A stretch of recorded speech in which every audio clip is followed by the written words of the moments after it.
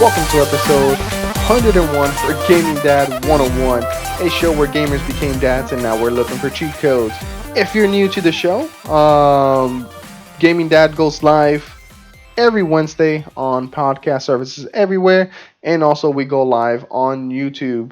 If you like what you hear, and you've seen our previous shows and all that stuff, please consider subscribing, and liking our videos and sharing and all of the fun stuff because it actually does help us, get out there to even more people that have not heard about us. And of course, we want to share the wealth with everybody.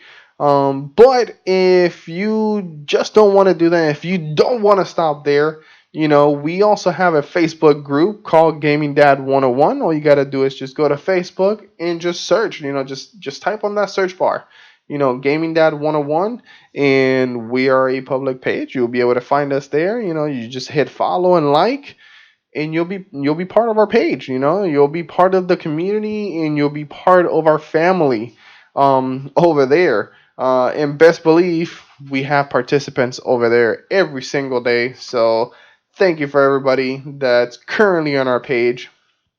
But yeah, just moving over to some housekeeping. Normally, as you know, Chris is always joining us on the show. This week, he is not here, and as we mentioned in our prior week, he is not going to be with us for a couple of episodes. He is going to be home spending some much needed quality time with his new baby boy. Yes, I said it. His new baby boy. Baby Cass was born on Monday. He is a very beautiful boy. He is very healthy little boy. So we just of course wanna wish Chris, congratulations. Enjoy your sleep. You're gonna need it. So try to rest as much as you can. For those that know, babies are not as easily fun when it comes to nap times and sleep times. So when they're sleeping, just go ahead and take advantage as much as you can and take some nice needed naps and rest. But yeah, also moving over to my week. Um, I had a very interesting week. For those that got to see my Facebook post on our group, basically my oldest daughter had to be run into emergency surgery due to her appendix flaring up. Um, so yeah, so she had to get emergency surgery. Also on Monday night was when we took her to the hospital. From there, we were actually transferred by ambulance to another hospital where they could actually do the surgery, to a children's hospital. And then that following morning on Tuesday, she had her little procedure and all that stuff to get the appendix out. So for those that saw the post, she is back home now. She is doing a lot better than she was. She virtually has no pain. We are still keeping her home just because we don't want her to overdo herself. We don't want her to, accidentally get bumped at school. I mean, it is school with little kids. She is in kindergarten. So of course we just want to protect her as much as possible. As far as my experience, um, it has been one of those moments to where, as a parent, I felt very, very helpless. Just to the fact that I was not able to be, not okay. So I was not able to take her pain away. And for those that are parents that are in our group and that listen, because not everybody that's on the show, it's a parent. It's very hard. It's you never want to see your kid in that much pain. um it really, her pain levels escalated, drastically overnight. Because the day prior, she has shown some symptoms, um And then after that, the next morning she was completely fine. We went to a birthday party. She was jumping up and down. We came home. She was riding her bicycle. And then later that night, she started getting some back into some pain. And then the following morning, we at first we were assuming that it was a stomach bug. But while her pain continued into the following morning, the decision was made to basically take her to the doctor just to confirm exactly what was going on. And then, of course, unfortunately, that's when we found out that she was not doing so good. So, but yeah, like I said, she's doing much better now. Thank you for everybody that had her in your prayers. We do appreciate it, both my wife and I. Definitely my daughter appreciates it. So, but yeah, enough of that. Moving over to the reasons why we're broke. This week we no longer have Black Friday deals, but we do have a ton of games that is gonna make us go broke. First of all, starting with Ares, A Simple Story, coming out for the PS4, Xbox One, and PC, coming on December the 3rd. We have the Blair Witch for PS4 on December the 3rd. We have Halo Reach for Xbox One and PC on December the 3rd. Halo, the Master Chief Collection, coming over to the PC. We have Life is Strange 2, Episode 5. Whoops, coming over to the PS4, Xbox One, and PC on December the 3rd. We have Neverwinter Night Enhanced Edition coming out for the PS4, Xbox One, and the Switch. We have Saga Scarlet Grace coming out for the PS4, Switch, PC, iOS, and Android on December the 3rd. We have Terminator Resistance coming out for the PS4, Xbox One, and PC on December the 3rd.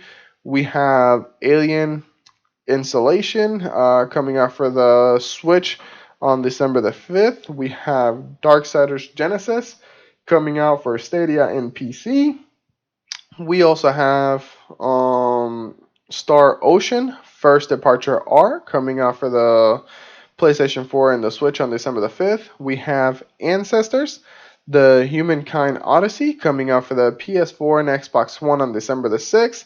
And then finishing it off with Assassin's Creed, the Rebel Collection coming out for the Switch on December the 6th. So we definitely have quite a few games that are going to be digging into our pockets. Yeah, especially right after Black Friday. It's going to be a tough choice, because for those that love Black Friday shopping, I know you just spent a lot of money to then come into this week and just have all of these beautiful games, that are no longer just going to be in one system. It's now going to be ported to another one. Especially those that love the Halo series games, those are now, even though the Master Chief was already on Xbox One, um, it's now coming for the PC. So I can only imagine the next level of gameplay in that game now. I'm actually very excited to downloading the Master Chief Collection and just playing it on PC. Just want to see how much more we can do, and hopefully, no, I actually read an article that there is going to be a possibility that you're going to be able to mod Halo games. So I'm actually very interested on what it's going to happen with that game moving forward. But talking about moving forward, we're starting off this week talking about a rumor that basically emerged back in 2009. And of course, that was the alleged leaks about GTA 6. It has been claimed that GTA 6 will only be for the next gen console. It will be set in Vice City and it will take place across multiple time periods. And this later rumor might have been confirmed in a job listing posted by Rockstar's game. In the job specs for the role, Rockstar says they are looking for someone to help them design costumes that has knowledge of styles from the past eras. The candidate also needs to know about modern global street global street styles and trends. While the Grand Theft Auto name is not mentioned on the job aid, the use of the phrases, street styles could be indications that this new game might actually be GTA. So I want to know your opinion. Do you think that this description is talking about the new GTA 6? Are you excited about the new GTA 6 game? I personally have played GTA 5. It was one of the first GTA games that I actually played from start to finish for the story mode. I did dabble into a lot of the online sessions, but it wasn't the online version. Whew, did not take me in a lot, and only reason being is because people got to level up really quickly, and me as a dad, I just personally don't have enough time to level up, create my empire, buy all of this weaponry, ammos, and everything. So every single time I kept going in there, um I kept being put in the server where people just want to randomly come up to you and kill you. Hence, it is a GTA game. It's something that is supposed to happen. But I like to enjoy my games. I don't like loading up in a game and just constantly kill immediately as soon as I join the game. So those were some of the items that kind of just deterred me from enjoying the online version as much as the actual regular story mode. But when GTA 6 comes out, when it comes out, I'll definitely be picking it up. Especially if we're gonna go back to Vice City, and you're gonna be able to play across multiple time periods. So I wonder. So what are we gonna go to the prior stuff that happened in Vice City? Learning how they got to where they're at, to then the new modern, Vice City. I want to know. I want to know your opinion. So let us know on our Facebook group. Like I mentioned before, it's going to be facebook.com/group/, gaming dad 101. Or you can just go to the search bar and just type gaming dad 101 and will appear there for you. But yes, no, definitely let us know your opinion. Moving over from those rumors and jumping into another rumor.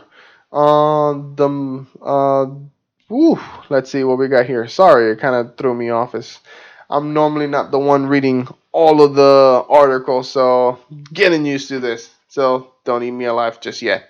Uh, but yeah, here we go. Resident Evil 3 remake. It has been rumored. Well, this rumored may maybe may have been confirmed due to a possible leak into the actual PlayStation Network.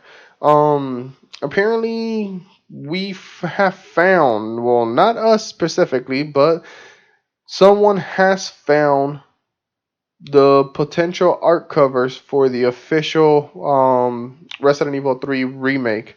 Let's see here. Those much rumors report of Resident Evil 3 remake in the works at Capcom. Seen to have finally been confirmed with hard evidence. Recently, data mining of the PlayStation Network has discovered what appears to be official covers for the upcoming survivor horror game. The covers revealed that Nemesis, the big bad from the original game of 1999, will be back in action as the remake for the main antagonist, alongside with the lead characters for Jill Valentine and Carlos Oliveira. And of course, and on the if you have not seen the art cover, basically it is both the lead characters, and in their background or their backdrop is Raccoon City. So if you're excited about Resident Evil 3, again, let us know. Is it a game that I'm gonna pick up? I have not played the second one yet. I have not, or at least the prior one, the prior remake yet. It's a game that I'm waiting for to go into a little bit more of a special. I will eventually pick it up for sure. With Resident Evil 3, it is also a game that I will eventually pick up. But again, I'm a dad. I got baby kids bills. Now I got hospital bills that we got to pay. So there's going to be a lot of games that unfortunately are going to be delayed for me picking up anytime soon. Um, but yeah, so now that we're talking about this happening on the PlayStation Network, where do you think this is going to be coming out? Do you think this is going to be coming out? Obviously, it's going to be coming out sometime. Is it going to be for this generation, or do you think it's going to be exclusively for the new generation coming out later in 2020 of the year? So let us know what you think. Um, and then moving aside from the rumor mill, we have, of course, news from poor EA. Poor people cannot catch a break whatsoever. Basically, a group of FIFA 20 players have gathered outside of EA's headquarters in, I'm definitely going to butcher this name, uh, Bucharest, to complain about the game. FIFA 20 may have been a solid entry in the long running of sports series, but it was not without its faults. And some players have taken their grievances directly to the publisher EA. A small group gathered outside of the headquarters in Romania in order to protest against the numbers of issues they have with the game, such as the control lag, so they have control lags, and how acquiring ultimate team packs work. FIFA Ultimate Team Packs allow players from form their own superstars teams with some of the sport's greatest players in the industries, who you can actually earn by purchasing packs with their in-game currency or with real money.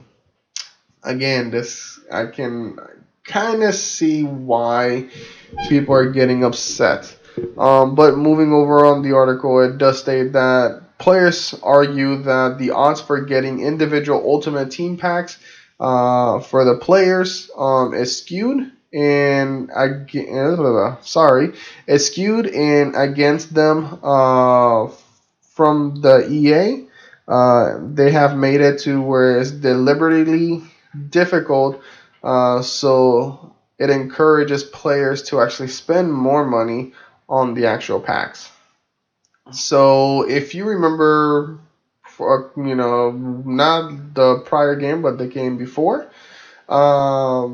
specifically talking about Battlefield for Star Wars, EA was in hot waters because of microtransactions.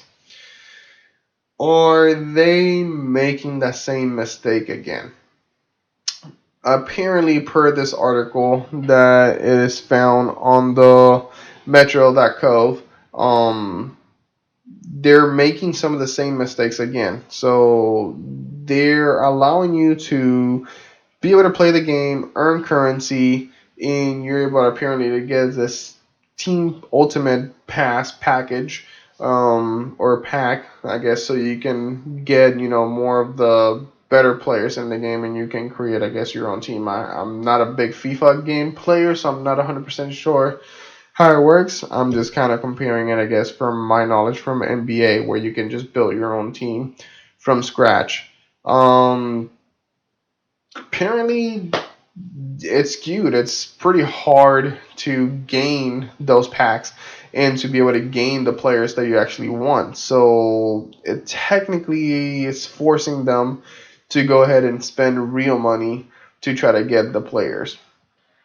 Um I personally thought that EA sort of learned their lesson. Could they be introducing, an extensive microtransactions once more into their game?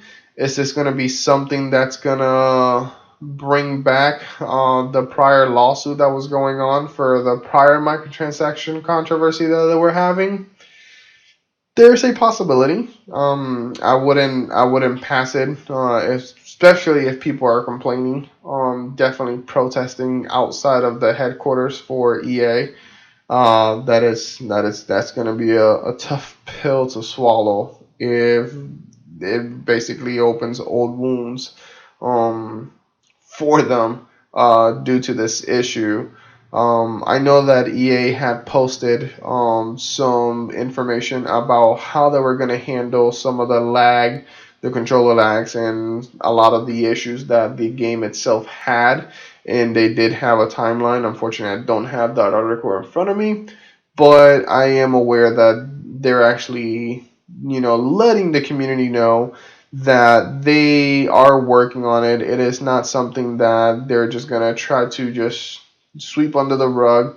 Now, how truthful they are, how much backbone are they actually going to have and actually do a lot of those services fairly quickly, I'm not 100% sure. Hopefully they do, because we definitely don't want another controversy like the ones that we had with Battlefront.